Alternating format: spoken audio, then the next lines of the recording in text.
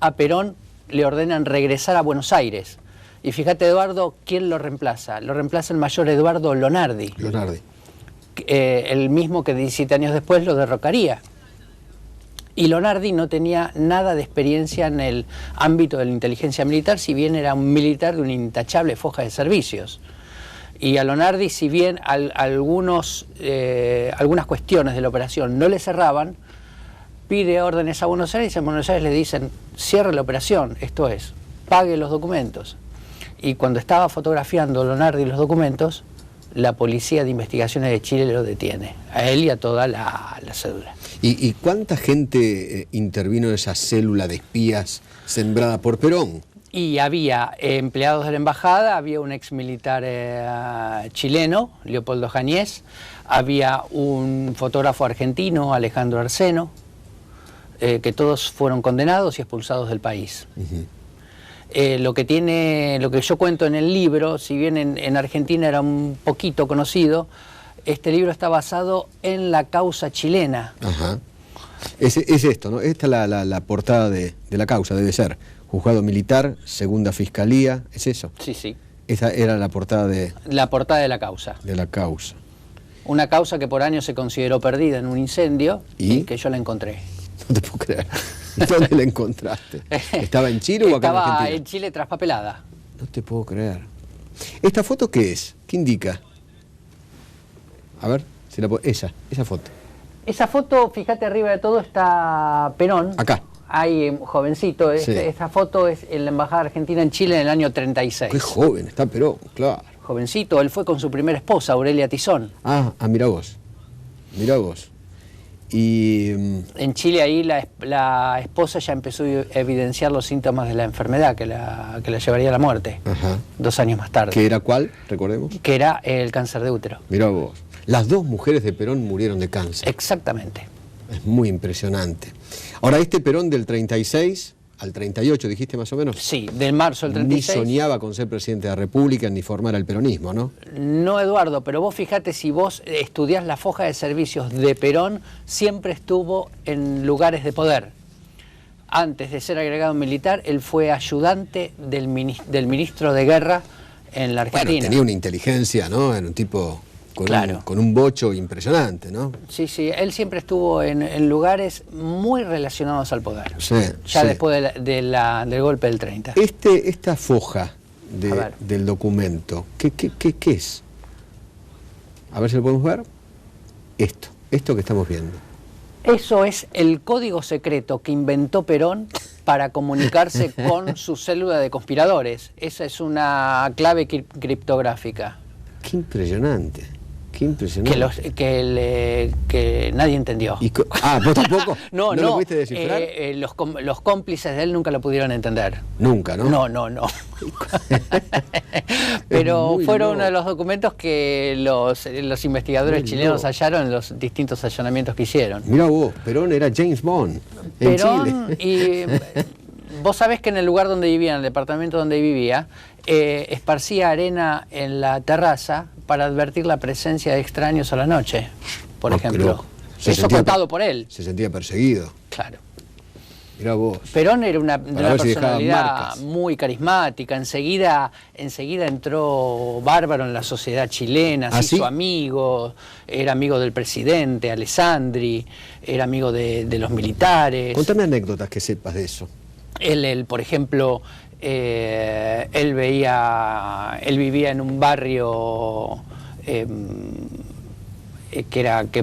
acá podría ser Recoleta, suponete, que era donde en 1817 se había establecido San Martín, cuando cruzó los Andes, y vio que había chicos vagando por la calle, y él de su propio peculio alquiló un local y armó un pequeño club para que los chicos que estuvieran en la calle tuvieran un lugar donde pasar el tiempo con deportes. Empezaba a hacer peronismo ya en ese momento. Empezaba es increíble. a hacer peronismo ya en ese momento, sí. Tenía una conciencia social importante. Sí, sí. Y él hacía muchas excursiones con la esposa, cruzó en un par de veces la cordillera, por Junín de los Andes. Y esta causa nos puso en situación de posibilidad de guerra, porque a los chilenos no les debe haber gustado que los estuviéramos espiando, por distintos motivos a ambos lados de la cordillera el tema se tapó. Se tapó. Se tapó. Esto se descubrió el 2 de abril de 1938. Ajá. Ese año, en octubre, el presidente Alessandri dejaba el poder y quería dejar algunos temas ordenados, entre ellos el tema del canal de Beagle y otros diferentes limítrofes con Argentina. Generar otro conflicto aparte no le significaba mucho. Aparte, Alessandri no estaba bien con los militares chilenos. Entonces, fogonear un tema como este no le venía bien. ¿Alessandri de qué extracción era? Era liberal. Liberal. Y era el tercer periodo como presidente. Claro, claro.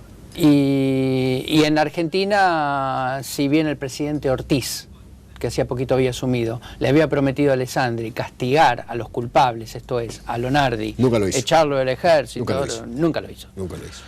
A Lonardi sí lo mandaron a un regimiento en el interior, pero... ¿Y a Perón? Perón volvió, enviudó en septiembre, y luego de enviudar lo mandaron a una misión a Europa, lo mandaron a Italia. Mirá vos. Le dieron a elegir un país donde quisiera ver el inicio, los prolegómenos de lo que iba a ser la Segunda Guerra Mundial, y él eligió Italia. Mirá vos. Y él se va a Italia. El fascismo. Claro. Perón dice haber estado en la plaza cuando Mussolini le declara la guerra. ¿En serio? Ah, mirá vos. ¿Y ahí se enamora un poco de Mussolini? Él vuelve con la idea... Él copió un poco a Mussolini, ¿no? De un socialismo nacional, de implementar acá un socialismo nacional. Viene con esa idea. Sí. Sí, él ¿Se queda embelesado con esa imagen de Mussolini? Él está muy imbuido de esa historia, y aparte en esa época él aprendió alemán. Según él, para leer Mi lucha y para leer algunos escritos alemanes de esa época. Sí. Qué sé yo. Me imagino a Perón ahí en ese lugar escuchando a Mussolini y pensando, a mí me gustaría ser como Mussolini en la Argentina, por ahí. Sí, vaya a saber. Eso, ¿no? Vaya a saber. Y vos fíjate que cuando ya vuelve Perón a la Argentina, ya entra en el tema del GO. Ya entra en el tema del GO. Ya entra en el tema del GO. Contemos lo que sepas del GO. El GO es una logia, el Grupo de Oficiales Unidos, un grupo de militares, que fueron los artífices del golpe del 4 de junio de 1943. Claro, claro. ¿No? Con ideas muy pro eje, no tanto pro aliado. Claro. Pro eje, que termina es un modelo que termina de estallar ya cuando Argentina se ve impelida a declarar la guerra a Alemania en el 45, ya casi cuando ya estaba derrotada. Pero fue el trampolín de Perón para llegar a la presidencia en febrero del 46. Sí. En el 36, en el 38, en el 40, ¿Perón era querido en el ejército o ya empezaba a ser odiado? No, Perón tenía sus adeptos. Yo creo que Perón empieza a ganar simpatía justamente a partir del GO. Claro. Él cuando fue el golpe del año 30, Uriburu lo separa un poco, porque él se identificaba más con Justo. Claro. Tuvo visión, porque Justo fue presidente y fue una persona que, a contrario de Uriburu, él quería como una apertura democrática, un poco entre comillas, pero era un poco Justo más inteligente que Uriburu. Un tipo inteligente que era Perón, él sabía dónde estaba el poder, hacia dónde iba, tenía visión. Sí, él aparte le cupo un papel importante a la Guerra del Chaco, que se desarrolló entre el 32 y el 35. Vos sabés que Argentina fue neutral. Gracias a esa neutralidad, Saavedra Lamas obtuvo el Premio Nobel de la Paz, el ministro de Relaciones Exteriores, pero por abajo de la mesa Argentina ayudaba a Paraguay con armamentos, víveres, con todo. Sí. Y uno de los elementos que tenía el Ministerio de Guerra en ese momento era Perón, del contacto con el embajador paraguayo en Argentina, Vicente Rivarola. Sí. ¿Y cuál era la misión de Perón en Italia? Ver. ¿Solamente eso? Ver. ¿No estaba como agregado militar? No. Él era amigo del agregado militar en Italia, que ahora no me acuerdo el nombre, pero él fue como vedor, digamos. Digamos que fue una beca que le dieron. Fue como una beca. Él decía, anda a ver la guerra, anda a estudiar. Él pasa sus días en distintos regimientos italianos, habla el italiano, pero mandaba informes a Buenos Aires, pero no tenía un cargo así oficial. No, no oficial, claro. No oficial. Había que sacarlo de Buenos Aires por aquel conflicto con Chile. Había que sacarlo de Buenos Aires por ese conflicto, por su viudez, de pronto. También eso lo sumó en la depresión. Lo afectó muchísimo. ¿Ah, sí? Sí, a Perón lo afecta muchísimo porque... ¿La señora Tizona qué edad muere? Aurelia tenía 20 años cuando se casó, en el 28, 30 años. Qué bárbaro, ¿eh? Las dos mujeres de Perón muertas de cáncer y muy jóvenes las dos. Y muy jóvenes las dos. Evita acaba de cumplirse 95 años, cumpliría 95 años Evita en estos días. Y la mamá de Evita también tuvo cáncer, lo mismo, pero se operó. Ajá. Y vivió hasta la década del 70. Sí, qué bárbaro. Y Evita nunca se quiso operar, y cuando se operó ya era demasiado tarde. Claro. ¿Podemos hacer una pausa? ¿Cómo no, Eduardo? Ya venimos.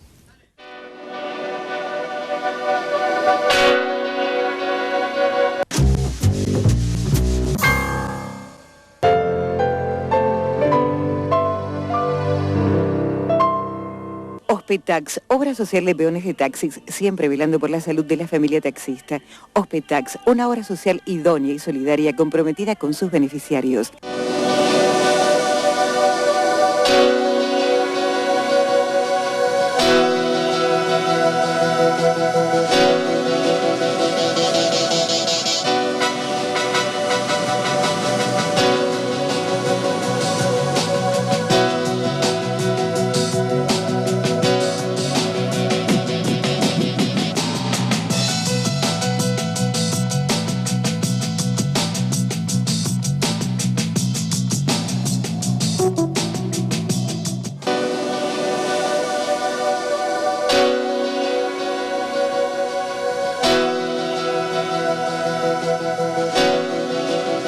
Seguimos buscando sensaciones entrerrianas. Hoy presentamos El Casino. Último día de vacaciones, tus mejores amigos y de repente salta la banca y deciden quedarse una semana más. Vení a Entre Ríos. Viví los casinos.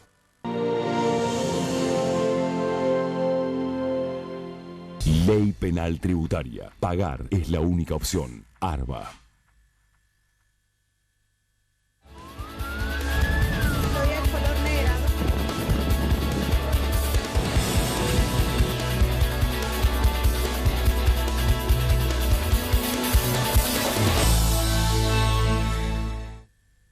¿Querés viajar? Hacelo con Quiero. Canjeá solo puntos o combiná puntos, pesos y cuotas. Ingresá en quiero.com.ar y empezá a vivir tu viaje.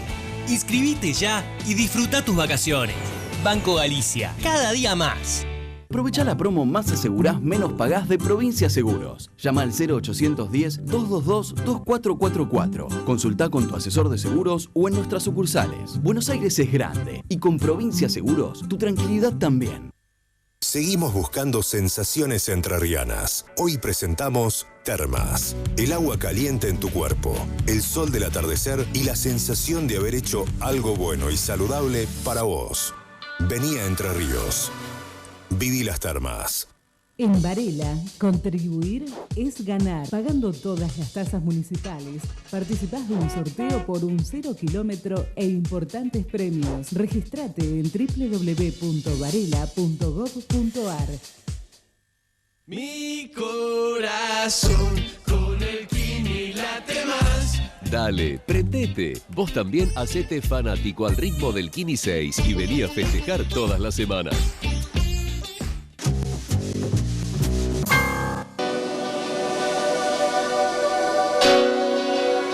Bien, seguimos viendo detalles de este libro interesante, Adrián Piñatelli, El espía, Juan Domingo Perón.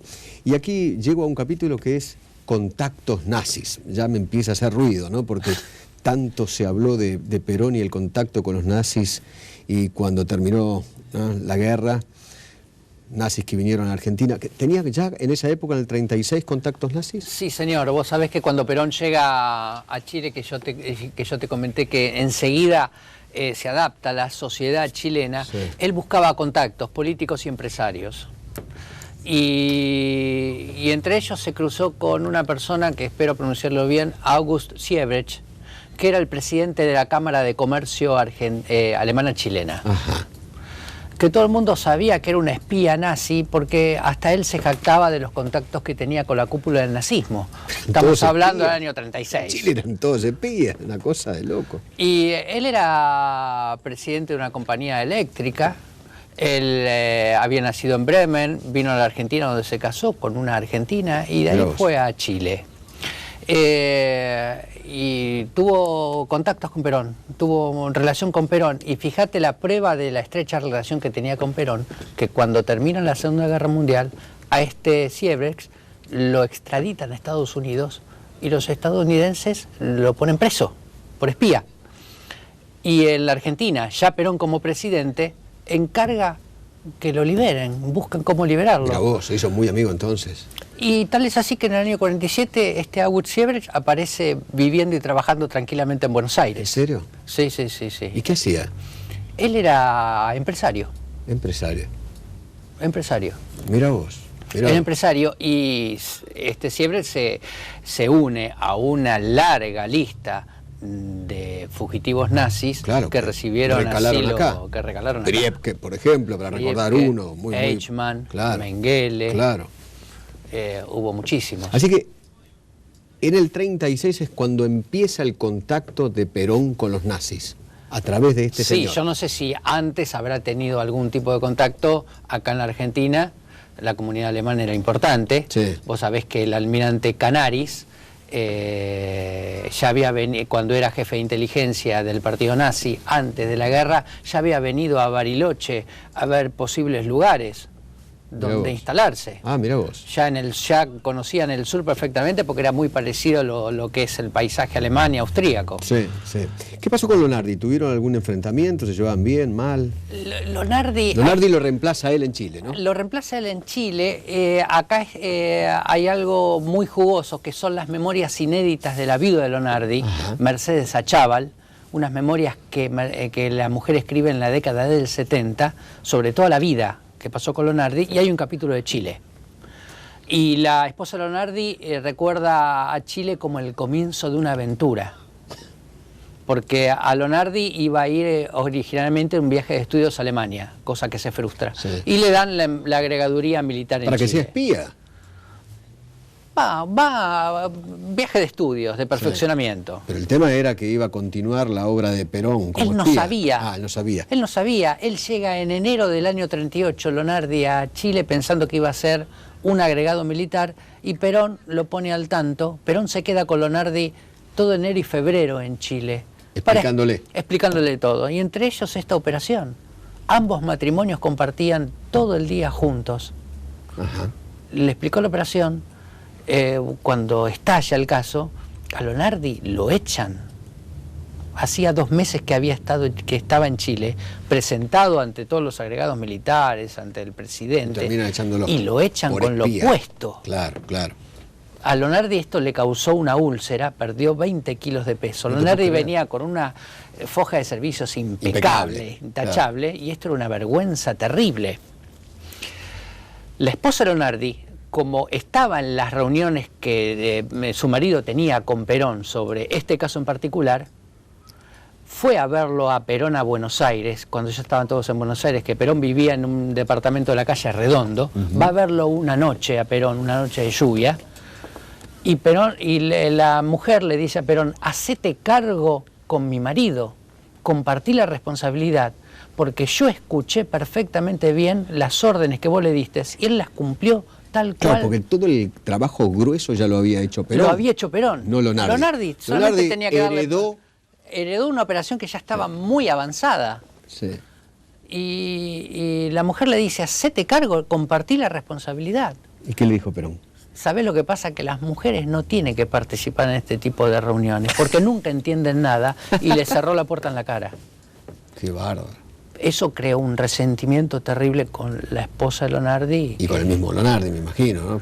Porque la esposa debe haber hablado todo el tiempo. Sí, debe haber dicho de todo de Perón. Supongo que sí, pero vos sabés que Lonardi en el gobierno peronista llegó a general. Claro. Él llega a general. Con Perón está todo bien hasta el año 51, hasta que empiezan los rumores de que Evita podía ser candidata a la vicepresidencia. Entonces Lonardi fue el primero que le dice a Perón, che, mirá que los camaradas no quieren a Evita como candidata, los otros militares no lo quieren, no la quieren. Hasta acá llegamos, Evita vicepresidente no. Mirá vos, te acompañamos a vos, pero a Evita no. Hasta ahí. El límite era Evita. ¿Y por qué era el límite Evita? Y Evita era el límite, Evita obviamente era muy resistida, Sí. siempre fue muy resistida, Sí.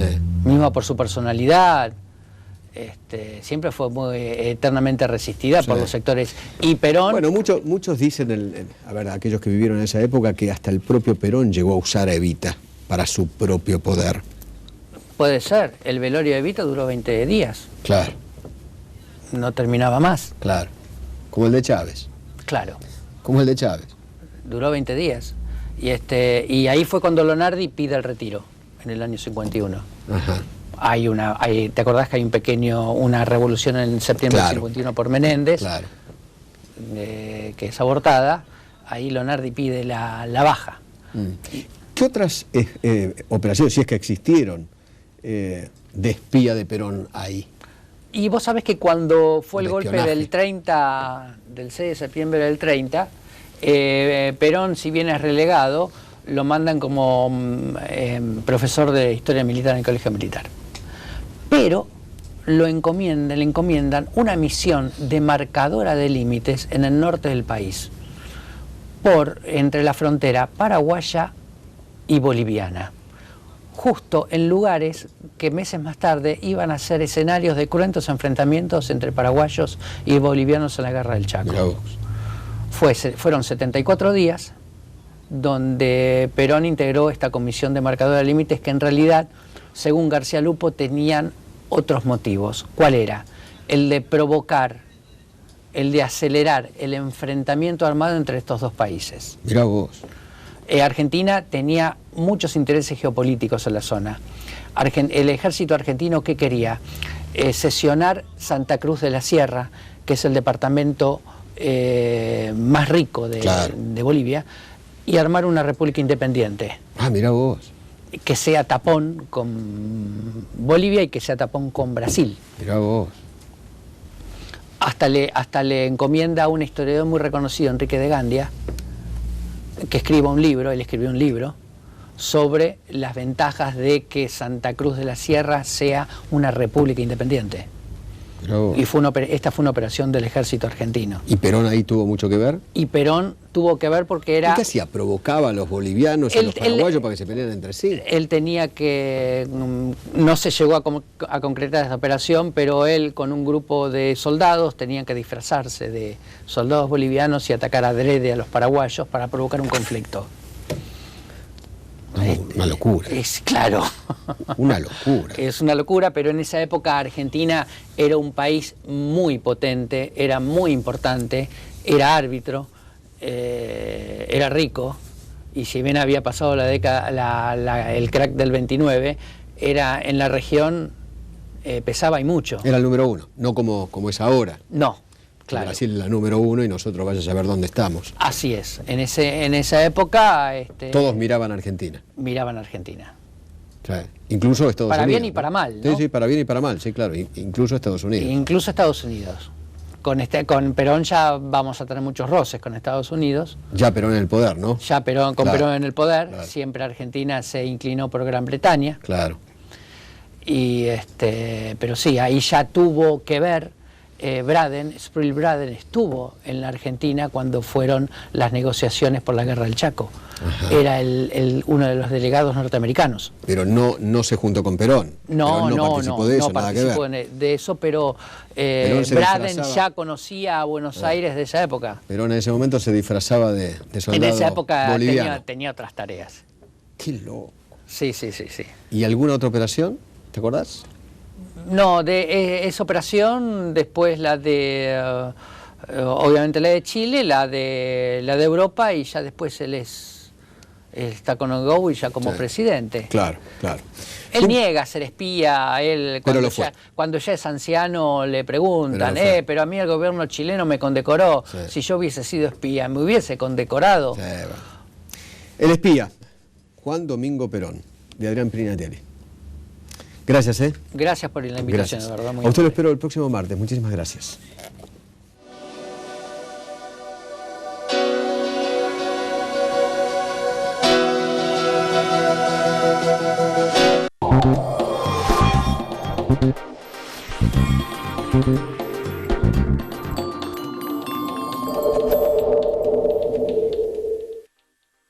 Hoy en Por el Tango, Luis Filippelli, y juntos